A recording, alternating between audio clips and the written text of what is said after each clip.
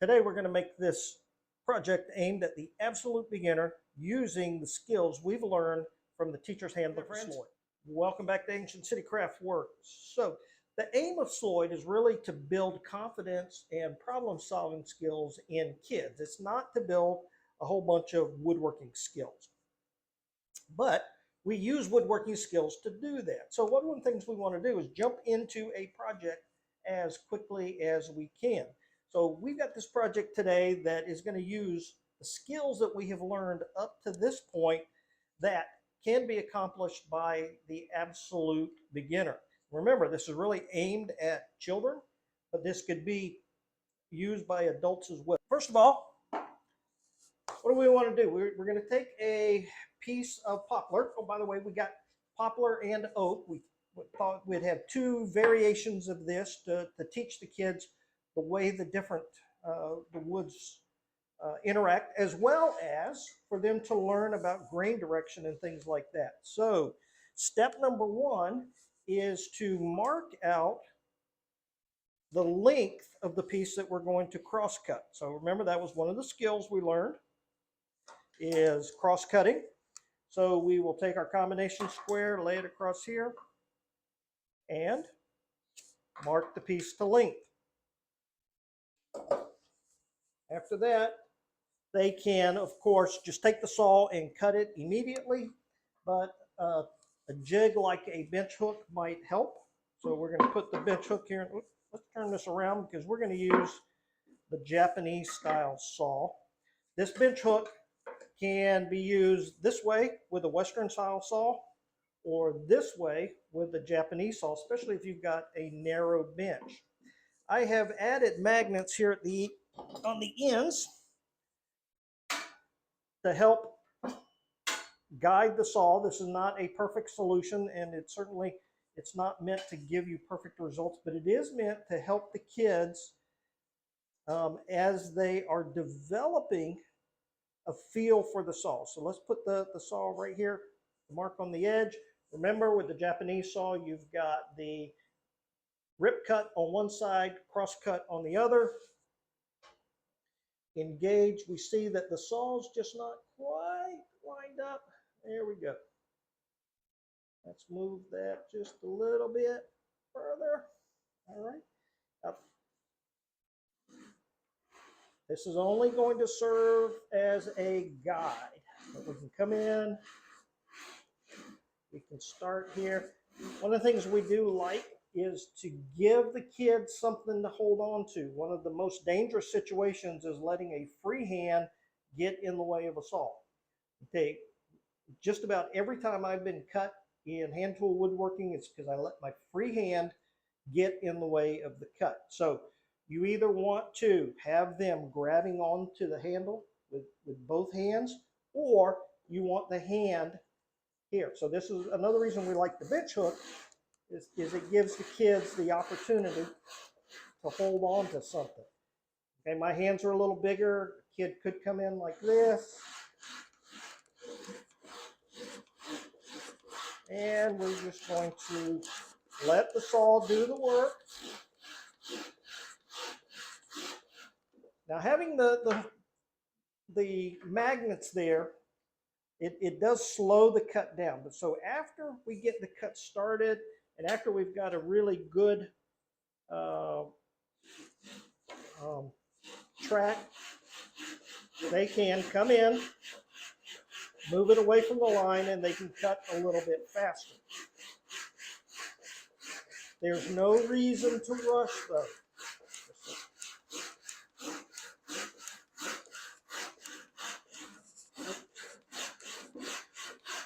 Go through, let the saw do the work, keep cutting. Let's see how we did. All right, perfectly square that way. Square that way. So now let's look this way. All right, that's the factory cut. So that one's square. This is the cut that we just did, and not quite. Pretty close, but not quite. Okay, so the kids could actually come in at this point and square that up if necessary. just a couple of strokes.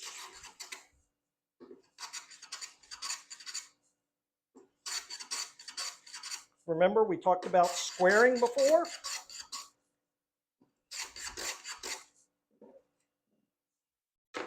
Couple of strokes there.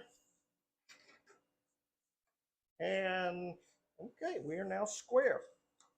So that was another skill we talked about, was checking square and squaring. So it's a good opportunity for them to try that. Next thing we want to do then is go ahead and put chamfers on the corner. So I'm not quite sure how I'm going to, because you really want these corners to be the same. So, and I'm just eyeballing that. So I don't know what kind of jig I could put there. So I'm going to have to think about that one a little bit more. Okay. Okay.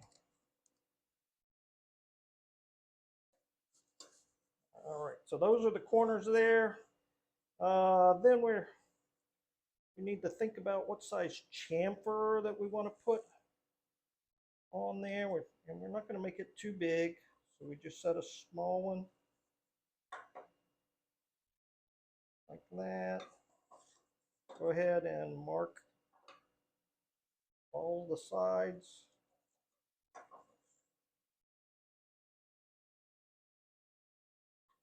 So really give them some practice using a combination square. All right. And again, this does not have to be perfect. We're not making fine furniture. This is a chance for a child to come in and make a useful project for the home. So that is really one of the very important aspects of Sloyd, is that you are making useful items. Now, a useful item could be a toy as much as it could be a household item, but it's something that is going to get used. So this is really not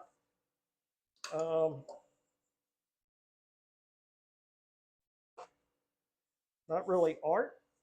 So let me ask, what do you think about having the kids do the pencil trick? Now, this is one that I picked up from Paul Sellers, and I'll be honest with you, I actually find this easier than using the combination square for small things. You know, if it's a further away from the edge, then that's a little bit different. All right, so we've got our chamfers now marked off. Let's start with the end grain. I'm getting out of order here. First thing we want to do is take the corners off. Now, if you remember, we talked about the perpendicular, and according to the book of Sloyd, you're supposed to hold this down with one arm like this, come in and pare away. All right, and that works just fine. But I gotta tell you, that makes me a little bit nervous. I would feel more comfortable if we somehow clamped it down, and there's a lot of different ways that you could do this. So let's clamp this down, and now you do have to contend with this being in the way. But if we come in, you can now grip the chisel with two hands and come in and really focus on getting a vertical cut. Okay. Rotate that just a little bit, lock it down, out to the corner, then come back in closer to your line. Okay.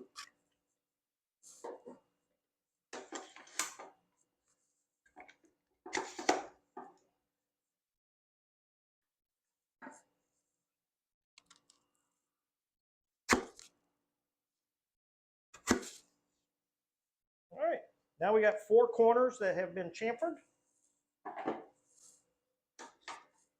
Let's take the clamp, get it out of the way. And now it's time to come in and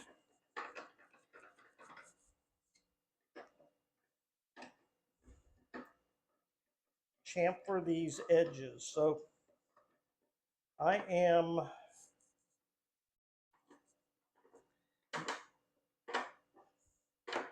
normally I'd have the chamfer lines towards me so I could see. So in this case, I'm going to have to lean over a little bit. Hopefully my hands aren't going to be in the way too much. Okay. Smoothing plane would work. You could use a chisel for this. I think a block plane probably is better. You know, because we're focused on end grain here, you might need to skew it a little bit. So let's go ahead and take it all the way down until our lines disappear. Okay.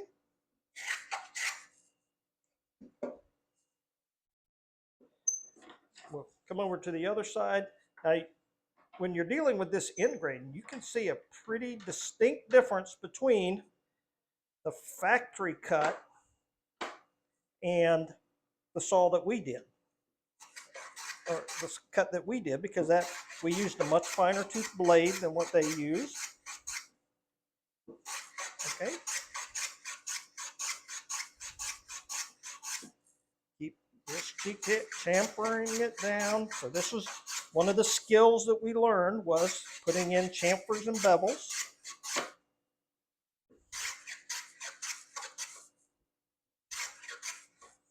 Now, a variation of this could be that you're going to do roundovers on all the corners. You know, because if that's the design element that you really prefer. Almost there. All right, those lines are gone. Rotate it now, and let's do the end grain. You know, by nicking these corners, it does really prevent or helps reduce the possibility of blowout.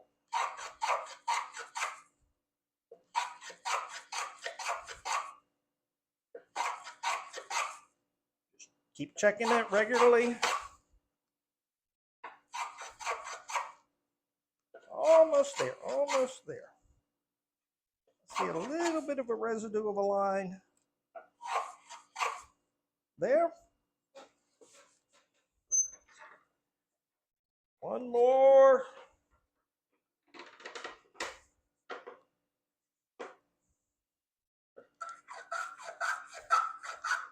Now we could actually give the kids a jig that would help them do their chamfer.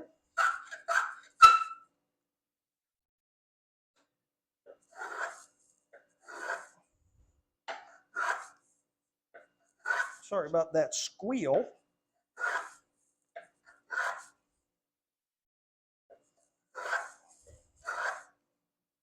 Almost. All right, see when you're doing the end grain, you get this, or the long grain, you get those nice curls, where there's the long grain tends to be more sawdust. All right. So far, so good. What do you think? Is this easy enough for a child to do? I think so. I think so. All right, last step. Because this is, get over here, hopefully you can see this. Because this is end grain, and this is the factory cut, you know, that's very rough. This factory cut, or this hand cut that we did, much smoother, but still, you can see a pretty significant difference between the grain here and here. So let's clean that up. We'll put this in the vise. And if you remember, one of our cuts is the pairing cut. Okay, we did the perpendicular cut previously. Now we're going to do the horizontal, and this allows you to hold it with both hands. And you come in and you can do very light strokes. And if you get into any resistance, you can just do the paring cut where you're slicing along. Okay, so this is really more like a knife cut than it is a traditional chisel cut. Okay. What's the difference between a knife and a chisel? Just the location of the sharp piece, that's all. All right. Very nice there, very nice. Clean that up. Keep the back of the chisel registered on the wood.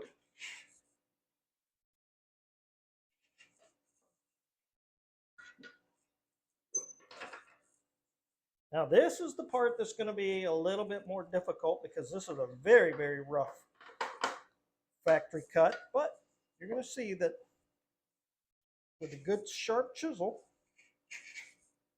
we're going to be able to take care of that.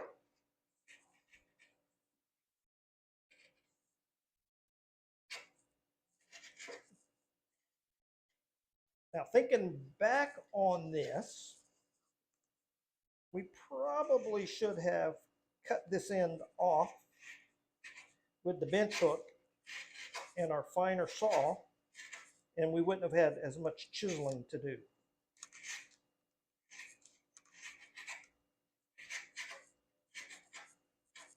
See, that's a good lesson. That's a good lesson for them to learn.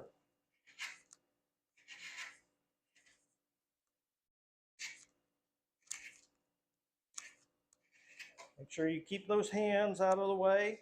See, even now I have a tendency to get this hand out in front of the blade. That's a no-no. Keep the hand behind the blade. Nice and easy.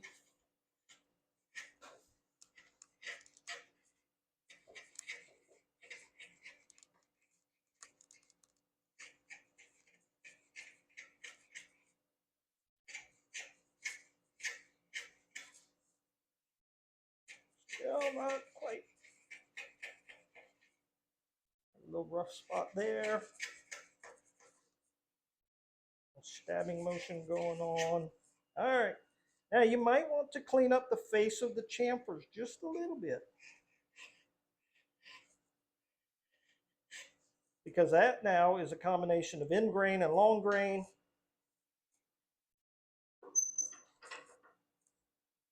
That one's not so bad there.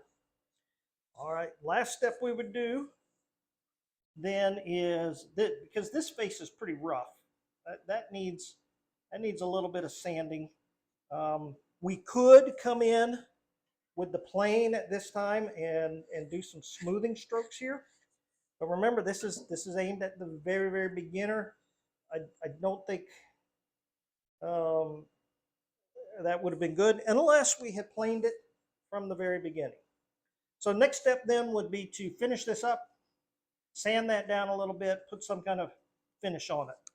We would want to then repeat the same process in oak and allow the students to see that now chamfering a corner in oak is much, much harder than chamfering a corner. See why I don't like the idea of holding it down with your wrist or arm.